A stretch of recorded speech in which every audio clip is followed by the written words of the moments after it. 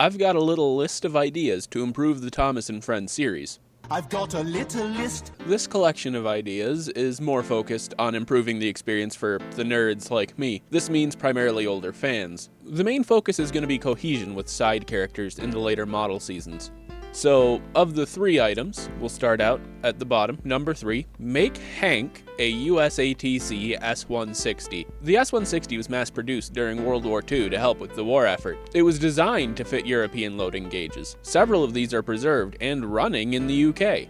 I don't think it's a stretch to say that sometime after the war, or maybe even during it, he would have been delivered to the island. The S-160 was a mass-produced war engine after all. Maybe there's a story in the fact that he's the only one on Sodor, where after the war, Hank and his classmates got split up and sent around the world to finish out their working lives. The 160 is much smaller than the K4 that Hank is meant to be, and thus much weaker, and also slower.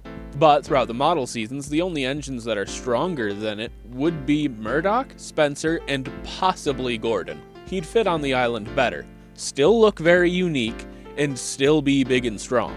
Number 2, named trains. I think named trains are a big deal. In the Railway series, Gordon's Express is named the Wild Nor'Wester. The Flying Kipper is the only named train in the TV series. If you've watched much fan content, you'll see that a lot of them have other named trains in their series to make it more fleshed out. A good example of this would be Fan of Heroes' secondary express train, the Sudrian, which serves as a step under the Wild Nor'Wester, with the Limited under that, and the Limited was mentioned in the Railway series, but he has fleshed it out as a light express, with an extra stop added.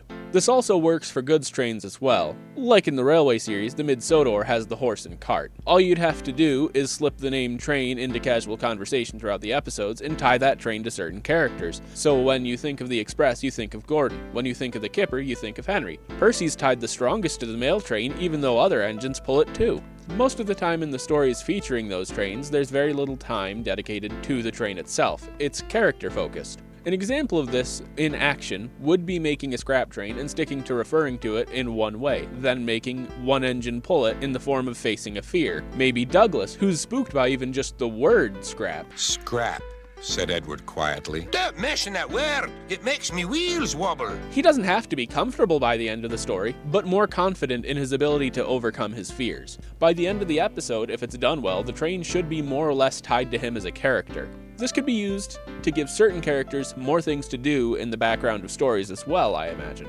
Number 1, the East Coast cast. Alright, so I'm going to keep this last one as short as possible, but I like the idea of there being a whole other cast on the east side of Sodor. They'd be stationed at Vickerstown, explaining why they might be seen less often. Here's the deal, some trains have to start at the other end of the railway. Now, throughout the Railway series, there's engines from the other railway to fill that role. In the TV series, specifically the later model series, we get a bunch of other engines joining and promptly disappearing. In the later CGI era, Rosie ends up over there as a station pilot. Perhaps Boko disappeared over there to pull trains between Vickerstown and some stations on the mainland during dieselization. The west end of the island has Henry for heavy goods. Why not put Murdoch on the other side for the same purpose? What about commuter services on the other side of the island?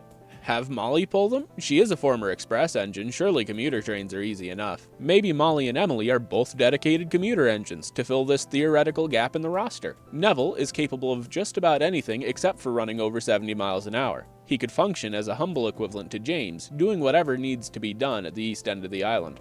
In the later seasons, Stanley and Charlie are seen working at Knapford Yards, so I'll leave them over there. But Billy and Dennis are totally capable branch line engines. Maybe they're over that way running the Great Waterton line with, I don't know, Flora? Derek could be doing mixed traffic work over there, and for the memes, let's just stick some annual story characters on that side too.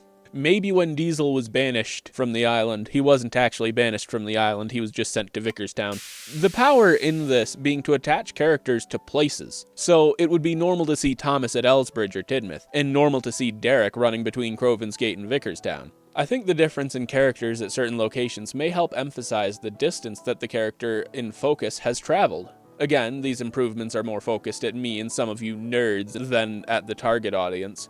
All of these things are focused on the later model series, because to me it feels like that's when the story started to fall apart. Previously important characters disappeared, and any new characters were more or less there for an introductory episode and then disappeared. I feel like having characters dedicated to locations may have forced them to use some of them more often. and also may have helped some of them make it into CGI. I understand that the way things happened was purposeful, shrinking down to a core cast for simplicity. But that doesn't mean we have to love it. I'm Bitter. Thanks for watching. I'll see you next week.